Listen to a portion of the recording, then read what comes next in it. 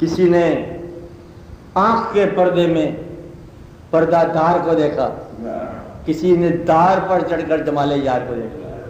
یہ اچانک بات ہوتی ہے، کبھی کبھی بات ہوتی ہے. کسی کا کام جاتے ہی ہو جاتا ہے، کسی کا کام عمر ہوتا نہیں ہوتا، گزر جاتی ہیں. ایک واقعہ مشہور ہے، سینہ بسینہ لوگوں میں چلا آ رہا ہے کہ ایک گاؤں کے اندر ایک درویش تھا مجذوب. تو وہ دیکھتا ہے کہ گلی کے اندر دو لڑکیاں آپس میں بات کر رہی ہیں. تندور پہ روٹی لگوانے ایک گئی ہے، روٹی لگوا کے آ رہی ہے، دوسری راستے میں اس کو ملی ہے.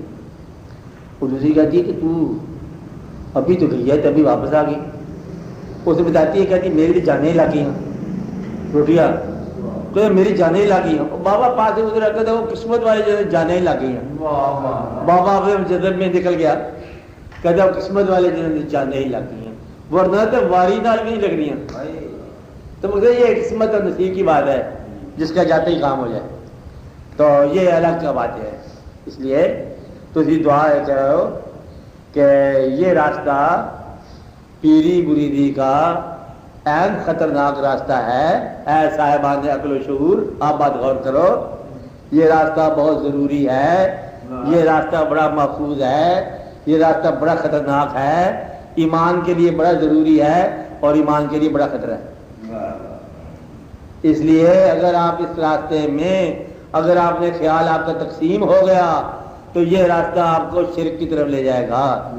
اگر آپ کا ایک وحدت ہے خیال کی، اسے بولتے ہیں جمع الجمع، اگر آپ کے خیال میں آپ پوری مرکوز ہو گیا ایک طرف کہ اس کے خیال میں آپ لگے چلے جا رہے ہو، تو پھر یہ خیال توحید کا ہے، ورنہ یہ خیال جو ہے نا شرک کا ہے.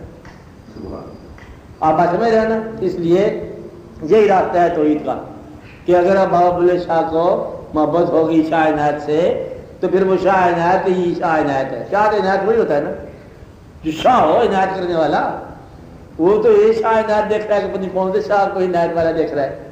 تو یہ مقصد یہ ہو جائے کہ کس میں اس نے کیا دیکھا، تو پھر وہ توحید ہو جاتی ہے، ورنہ شرک. کسی انسان سے والہانہ محبت شرک ہے. پہلے اللہ سے محبت ہونی چاہیے نا کہ انسان سے کیوں محبت کرے. لیکن اگر اللہ کے راستے پر چلنے والوں کی محبت ہو جائے والہانہ، تو یہ عین توحید ہے. مثلا مشکل بات ہے، سمجھ لو بات. مثلا اللہ تعالیٰ کا حکم ہے کہ کوئی کسی سے محبت نہ کرے، محبت ہم سے کرو، یہی حکم ہے نا. اللہ تعالیٰ خود بیان فرماتا ہے کہ حضرت یعقوب علیہ السلام کو بیٹے سے بڑی محبت تھی، اتنی محبت کے بیٹے کی جدائی میں آنکھوں کی بدائی ضائع ہوگی. اور اللہ بیان کر رہے ہیں پیغمبر کی محبت بیٹے کے لیے اتنی مقبول ہو گئی ہے کہ وہ بیٹے کی کمی سے بینائی بحال ہو گئی. اور اللہ اس بات کو پسند کر رہا ہے، یعنی کہ اللہ والا، اللہ ہی کے یاد میں رہنے والا، اگر اللہ کسی چیز سے محبت عطا فرما دے تو وہ محبت ہی الہیات ہے. اگر تم محبت کرو اور الہیات تمہارا اور ہو تو وہ محبت شرک ہے. کہ محبت ادھر ہو رہی ہے اور الہیات کوئی اور مضمون ہے، تو یہ محبت شرک ہے. اگر محبت ہی الہیات کا ذریعہ اور اسی کے اندر ہی آپ کو لے چلا ہے، وہ دکھتا روشن آپ کو لے چلا وہیں کا وہیں لے چلا ہے کہ آپ اسی جگہ ہی حضور کی محبت کے ساتھ کھیلتے ہو، اسی جگہ ہی آپ اللہ سے محبت کر رہے ہو، وہی خیال آپ کو نماز تیرے نقش پاک کی تلاش تھی جو چکا رہا میں نماز میں، یہ توحید خالص ہے، یہ توحید ضروری ہے. سبحان اللہ. تو گویا کہ وہ پیر جو آپ کو وحدت خیال دے، وہ پیر جو ہے نا عین توحید کے لیے ضروری ہے. اور اگر آپ کے خیال میں انتشار باقی ہے تو پیر کا خیال شرک. یہ یاد رکھنے والی بات ہے. اور یہی بیان آج تک ہوتا رہا ہے اور یہی بیان آج تک نہیں ہوا. انہوں نے پیر کو بند کر دیا، اور جو اہل علم تھے ان کا پیر ہوتا ہی نہیں ہے. نا، پیر بڑا ہوتا ہے اور ضرور ہوتا ہے، لیکن اگر نہ ہو تو خطرہ ہوتا ہے. بات نہیں نا کہ اگر اس کو اور اس کو جدا سمجھو تو پھر یہ خطرہ ہے، اور اگر ایک ہی سمجھو تو پھر اسی خیال میں چلتے جاؤ کہ تیرے خیال میں بس چلا جا رہا ہے. آپ بات سمجھا مطلب یہ پیر جو ہے وہ اس کو نہ پیر کو اللہ کہنا ہے، نہ اللہ سے جدا سمجھنا ہے، نہ پیر کو رسول کہنا ہے، نہ ان سے جدا سمجھنا ہے. پیر کی بات کو شریعت نہیں کہنا، لیکن شریعت کے علاوہ بھی نہیں ہے. بات نہیں نا. اور اگر آپ پیر اور دین آپ کا الگ الگ ہیں، بس باہر آ جاؤ اس کام سے. یہ غلط ہے واقعہ، اس واقعہ سے بچنا چاہیے. اس لیے اس کا آسان بات ہے کہ دنیاوی ضرورت خود پوری کرو اور دین کو دنیاوی ضرورت میں نہ ملاؤ. دین ہے، دنیاوی ضرورتیں ہیں، ان کو الگ الگ رہنا. چلو بہتر ہے، دعا کرو. آواز اب دعا کرو. چلو پڑھو، کراچی پڑھو، دروچی پڑھو، کچھ پڑھو. اعوذ باللہ من الشیطان الرجیم، بسم اللہ الرحمن الرحیم. اللہم صل وسلم وبارک علی سیدنا و مولانا محمد صاحب التاج والمعراج والبراق والعلم، دافع البلاء والوباء والقحط والمرض والألم.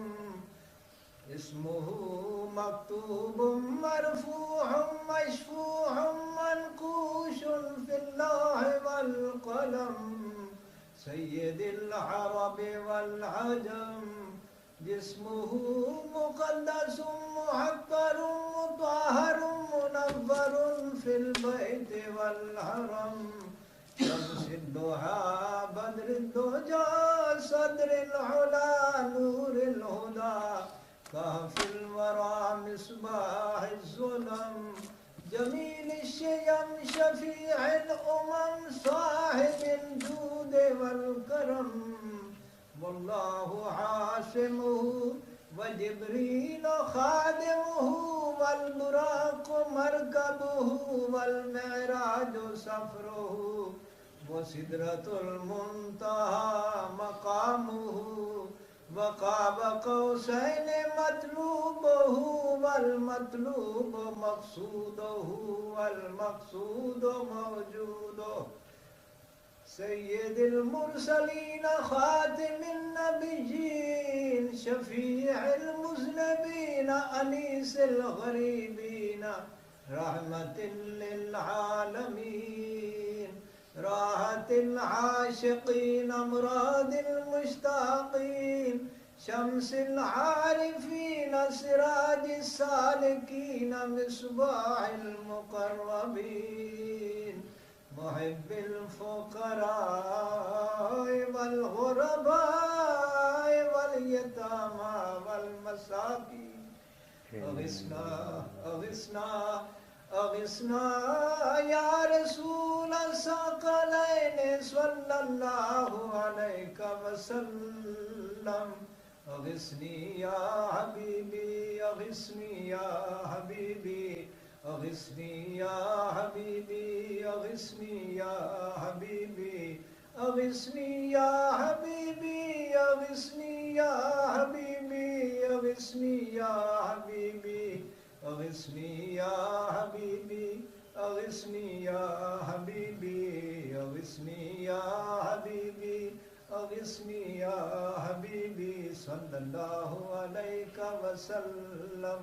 سید الثقلین نبی الحرمین امام القبلتین وسیلتنا فی الدارین صاحب قاب قوسین محبوب رب المشرقین ورب المغربین جد الحسن والحسین جد الحسن والحسین مولانا ومولا الثقلين ابي القاسم محمد بن سيدنا عبد الله نور من نور الله نور من نور الله.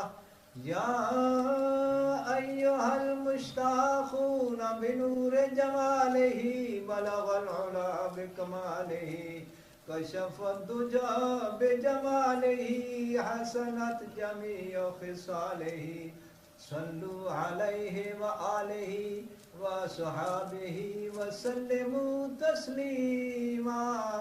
سبحان ربك رب العزة عما يصفون وسلام على المرسلين والحمد لله رب العالمين.